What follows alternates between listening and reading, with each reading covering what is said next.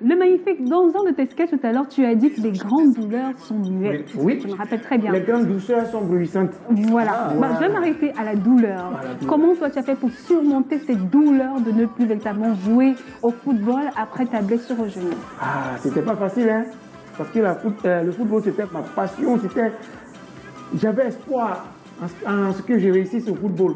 Mais quand j'ai contracté la blessure, ça m'a touché beaucoup. Ça m'a beaucoup touché. Mais bon, avec l'humour, avec la joie de vivre, avec les amis, l'entourage, avec tout ce que je vivais, ça m'a donné encore le courage d'aller au charbon et de reprendre vie, comme on dit, c'est ça, non? Oui, de reprendre goût à la vie. Voilà. Oui. Donc, il y a Gouin qui sauve. Hein, mais c'est Dieu. Tout est Dieu. Et puis le temps, il agit beaucoup. Donc, c'est l'assistance de tes amis et de tes proches, Oui, leurs les proches, encouragements voilà, qui t'ont permis de braver cette situation. Effectivement, et puis je me suis retrouvé dans l'humour parce que l'humour était à moi, mais je n'avais jamais voulu faire de ça une profession. En fait, moi, je taquinais les gens, même quand on partait jouer au foot, je chantais. Ah oui, une femme souris est souvent acquise. Donc, non, je dis que. Les blagues, c'est important. Parce que tu vois, quand tu vas la draguer, là, si tu réussis à lui arracher un sourire, tu vois, c'est déjà 80%. Tu es déjà en demi-finale. Mais si tu vois la figure serrée, tu n'arrives même pas à l'approche. C'est comme les commerciaux. Quand tu veux vendre quelque chose, tu approches à une tactique. Il faut que le client soit accessible. Mais tu as une manière de voir, il va te voir en volet. Il veut m'adresser. C'est la même chose. D'accord. Voilà, donc les grandes douleurs sont muettes. Ne papille pas tes douleurs partout. Reconcentre-toi, retravaille là où ça n'a pas marché et puis sans faire de bruit, ça va aller. Un conseil aux jeunes qui traversent cette même situation peut-être actuellement. Les gars, un arbre qui tombe fait plus de bruit qu'une forêt qui pousse. Donc, allez, silencieusement, vos projets, le succès, c'est chargera du bruit. Doucement, doucement, doucement. Pour un bon mois, en début de mois de juin. Dans ses propos, mais j'ai envie de demander, est-ce que finalement l'humour pour toi, ça a été comme le dernier rempart? Parce que tu es passé par le football, tu as essayé la musique, ça n'a pas marché. J'ai essayé beaucoup de choses. Tu as réussi à trouver ta voie qui est l'humour. Est-ce que c'était le dernier rempart? Est-ce que tu t'es dit, si c'est pas ça, c'est rien? Non, c'était pas le dernier rempart. Peut-être c'était la voie que Dieu avait dictée pour me tracer pour moi. Sinon, j'ai essayé beaucoup de choses. J'étais même vigile. Ah ouais? Oui, j'étais vigile. Un jour, on m'a posté, ni devant la banque, on m'a pas posté. Mon premier poste, on m'a posté au cimetière. Enfin, il a la carte. On garde les corps au cimetière. Chef, je suivais quoi ici là? Il dit, tu veux l'argent ou bien tu veux chômer? Il dit, je veux l'argent. Wow. De 16h jusqu'à 22h, je suis derrière la route et puis il les regarde. Et aussi me regarde. Quand les chauffeurs, hey, je suis de l'autre côté. non, mais j'étais vigile et puis j'ai désarmé beaucoup de voleurs avec le sourire, avec l'humour. C'est quand les gars viennent me voler les trucs. Je les regarde et dis, mais vous-même, quand vous me regardez, vous n'avez pas pitié. C'est parce qu'il n'y a pas de travail qui est fait ça là. On est tous des jeunes, pourquoi vous voulez gâcher pour moi? Les gars ils disent, mais c'est quel vigile qui est bête comme ça là? Ça va? Je dis, vous-même depuis, je n'ai même pas moi. Ça fait 3 mois, nous n'avons pas payé. C'est les voleurs même qui cotisent, me donnent. Je dis, bon, les gars, on ne prend pas pour ici là. Je pense que la chanson de Héros te convient parfaitement. Partir de zéro pour le héros. C'est toi là. Tu quittes de vigile à ça. Footballeur, école, vigile. Après, tentative d'artiste chanteur, ça n'a pas pris. Maintenant, humour que je ne voulais pas là. C'est ça qui marche. C'est ça. Quelqu'un, l'arrangeur m'a dit, au lieu de te fatiguer à vouloir chanter, ça ne marche pas là. Les petites choses que tu racontes à la pause, quand on travaille là, si tu ne peux pas exploiter ça, il dit, il faut laisser. Moi, il veut chanter. Il dit, non, fais ça. Un jour, il a perdu, je ne sais pas, quelqu'un, on est allé, il dit, il va chanter, il chante. Mais à un moment, il faut faire, raconte les histoires. J'ai chanté, les gens ont commencé à partir à la maison. Mais il dit, raconte les histoires. Quand j'ai commencé à raconter les blagues, les gens étaient attentifs. Ils ont commencé à revenir. Oui. Attends, c'est qui est bête comme ça là? Ils ont commencé à rire. Jusqu'à ils m'ont donné transport, tout ça. Ils disent, donc on dirait qu'ils ne savent pas pour rien. Ça fait partie. On dirait qu'ils ça là, ça veut faire quelque chose. C'est comme ça que j'ai commencé à structurer et puis à avancer. Mais oui, mais comment est-ce qu'on parle de quelqu'un qui fait de l'humour juste pour s'amuser à quelqu'un qui est un véritable poids lourd et un gros champion? C'est-à-dire que comment est-ce que tu réussis à faire la transition et à te professionnaliser? Effectivement, j'ai pas eu la chance de faire une école de formation, mais j'ai côtoyé des aînés, des grands frères des écoles de la vie. J'ai travaillé avec le président de Mandaïko qui avait un festival. On a des ateliers, on a des stages, on a des séminaires. Et puis on a la vie même qui nous apprend, les scènes qu'on a, les histoires du quotidien, qui nous ont appris des choses. Il y a des scènes où tu tapes poteau, il y a des scènes où les gens rient pas, il y a des scènes où tu es à la maison, toi seul, tu te dis, mais pourquoi ça n'a pas marché là-bas là? Pourquoi ici ça a marché, puis l'autre côté? Et ça te permet de retravailler, recorriger et d'apprendre encore. Et il y a des scènes comme le Parlement du riz qui nous demandent des écritures. Voilà, il y a des trucs comme à Marrakech comme ça. Marrakech du riz, on doit écrire. Voilà, comme le casino, vous l'avez dit tout à l'heure. Donc ça, tout ça, avec Jamel, avec Maman, avec Gou, avec Digbo Cravate, avec tous ces doyens là qui me disent fais comme ça, corrige, refais, tu proposes, et puis c'est top. Donc on parle de quelqu'un qui raconte juste des blagues à des deuils, si on peut dire ça comme ça, avec un professionnel qui écrit des spectacles, qui travaille avec d'autres grands noms dans le même domaine, et aujourd'hui qui est une référence. Moi j'ai envie de savoir maintenant comment au quotidien on fait pour se maintenir. Il faut être sûr qu'on écrit toujours des blagues qui pourront rire. Mais oui, c'est comme un boulot. Comme l'animation, chaque jour vous êtes obligé de chercher parce que chaque émission c'est un recommencement. Voilà, c'est un recommencement perpétuel, c'est la même chose. On a une nouvelle scène, c'est un nouveau défi. Chaque fois qu'on doit prendre le micro, c'est un nouveau défi. Donc, et puis l'amour, la passion fait qu'on ne sent pas le travail. Et tout ce qui nous entoure, tout ce qu'on vit, tout ce qu'on voit, il y a de la matière à récupérer pour exploiter sur la scène, pour en faire, et voilà. Et puis il faut dire que l'humour a deux aspects, le ludique et puis le didactique. Voilà, le divertissement, le rire, et puis les leçons qu'on en tire. On va rire. On est parti au spectacle des Magnifiques. On a ri, mais ce qu'il a dit là, c'est vrai. On n'a qu'à changer, ne jetons plus les ordures comme ça dans la rue. Tu vois, c'est un petit truc comme ça. L'accent du visage. Ouais, bien sûr. Alors, le Magnifique, j'ai envie de savoir, on a dit que tu es parti de l'humour du deuil à l'humour des grandes scènes aujourd'hui. Bon, pas l'humour par passion. Parce que dire que c'était pas très sérieux. Effectivement, ça demande dans cette transition, tu as traversé des difficultés. Est-ce que tu peux nous en parler? Beaucoup. Il y a des moments où les organisateurs même te jettent dehors. Mon frère, qu'est-ce que c'est? Tu nous as mis déjà. Quitte là. Alors que c'est lui qui t'a invité à venir jouer. Il y a des moments où quelqu'un t'a invité, tu es en train de jouer, il n'a pas encore payé ton cachet, le gars est en train de partir. C'est le micro à main. Tu finis de jouer. Mon frère, tu parles avec mon agent. Il y a des moments aussi où on a des problèmes techniques, logistiques. Tu es en train de jouer, le micro, ça ne va pas. Aïe. Moi, j'ai joué dans les restaurants, dans les maquis où je suis en train de jouer. Puis le gars, la dame, monsieur, s'il vous plaît, attention, sauce graine. J'ai dit, mais je suis en train de jouer. Elle dit, oui, je sais. Ça va faire oui. L'autre dit, ouais, pardon, allonge ma main là dans ma bouteille. Je dis, mais je suis l'artiste. Il dit, oui, je sais. Il y a eu beaucoup de choses au début. Les mariages, on dit, c'est à 13h. Moi, je suis parti à 11h. Je suis assis, le gars dit oui, c'est à 11h, ouais, assure-toi. Et puis il te dit, bon, aide les gens à ramasser les placalis. J'ai dit, non, c'est moi l'artiste qui doit jouer. On dit, oui, on sait, mais il faut ramasser les plats là. Place les bâches. Maintenant, il est l'heure de prestation. On dit, non, tel artiste est pressé, pardon, toi reste tranquille, d'abord attends un peu. Quand tu veux jouer encore, on dit, non, DJ Léo doit jouer. Jusqu'à le parrain, ça va tout mal. Mais ça, c'est quand tu te cherches encore, quand tu n'es pas un gros nom. Voilà. Aujourd'hui, avant que tu n'arrives, il y a d'autres qui chauffent la scène. Non, ça dépend, il y a beaucoup de choses. Moi, je le dis toujours en matière d'humour, le palmarès ou bien l'ensemble de carrière ne justifie pas la scène d'aujourd'hui. Chaque scène est unique et spéciale. On va te présenter, il a eu tous les trophées du monde. Oui, lui là, il n'y a pas l'homme. Mais un petit qui n'a même pas encore fait scène, il va venir faire marrer les gens jusqu'à... Tu ne vas pas en croire tes yeux. Donc moi, chaque scène pour moi est unique et elle est spéciale.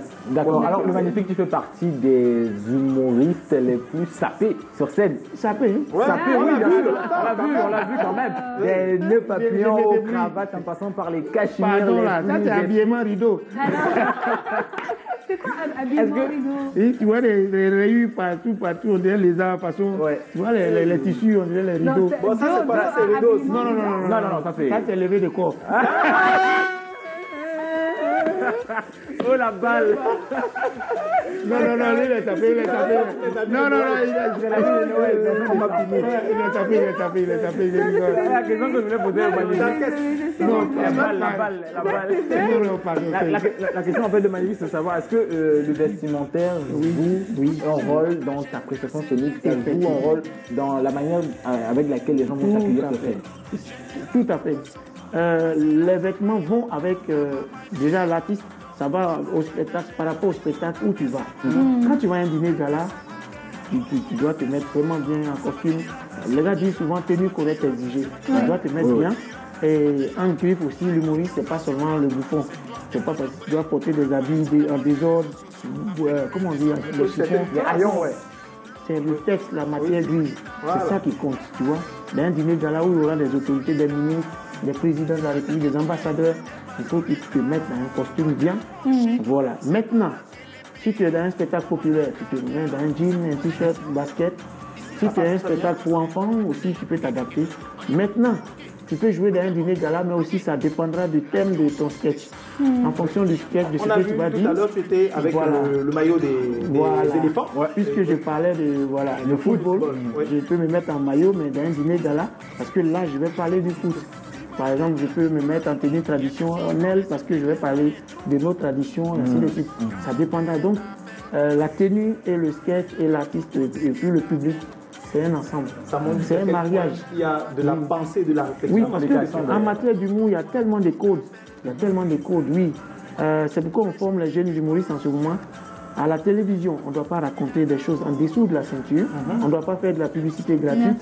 Ça fait plus. Et on ne doit pas faire des choses politiquement gênantes. Voilà. Wow. Moi, je me dis, par exemple, l'association des femmes t'invite pour la fête des mères, qui vient comme ça. Et en tant qu'humoriste, on t'invite. Et tu vas dire non, les femmes aiment l'argent, les femmes ceci, c'est les femmes qui mais là, comme on le dit chez nous, tu les bonias, tu fais là à la cour. Quand tu rentres, la femme est la ceinture qui tient le pantalon de l'homme. Oui, bien sûr. Derrière chaque homme mal habillé se cache une femme qui est fatiguée de parler.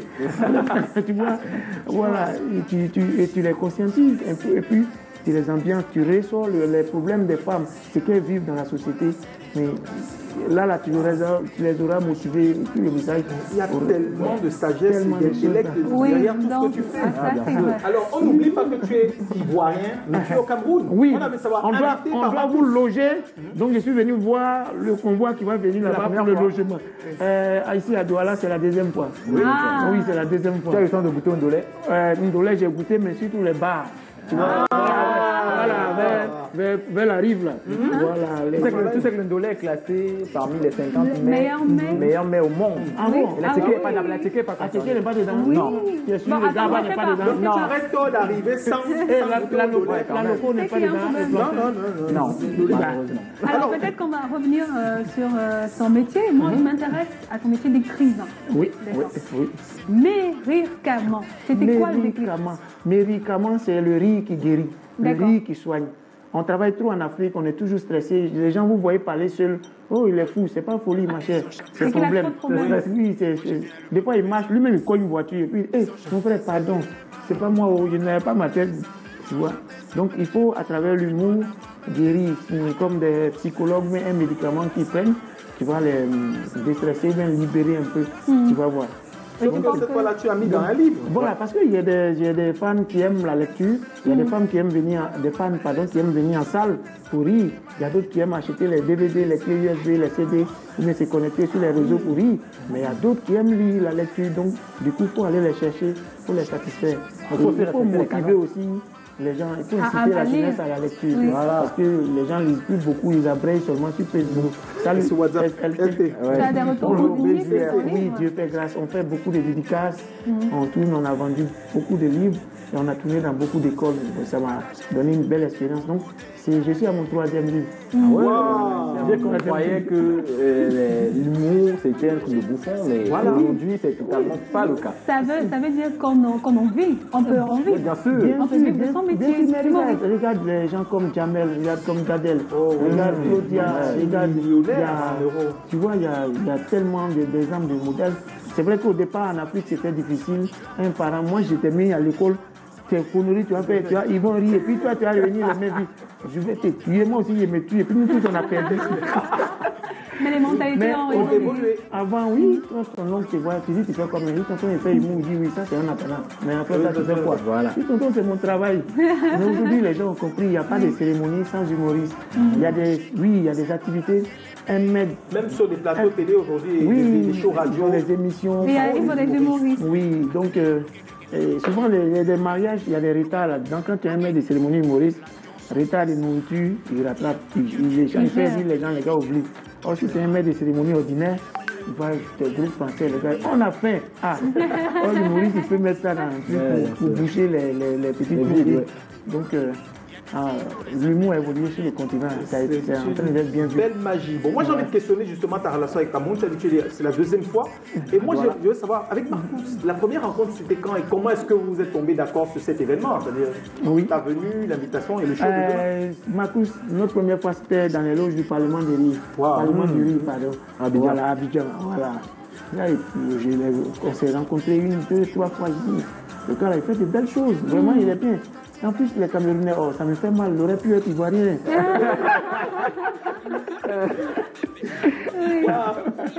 Voilà, donc j'ai dit, mais attends, on a échangé, on a sympathisé, et à chaque enregistrement, il venait, et il m'a, en tout cas, chaque fois qu'on vient à Abidjan, il vient à Abidjan, on va, après les enregistrements, on va visiter Abidjan quand même.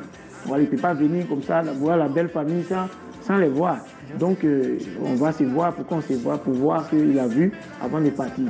Donc, et après d'avoir vu ce que vous avez vu, comment est-ce que vous vous êtes dit qu'il fallait que le magnifique vienne pour le stand-up party? C'est par l'intermédiaire du grand frère du Beau Cravate.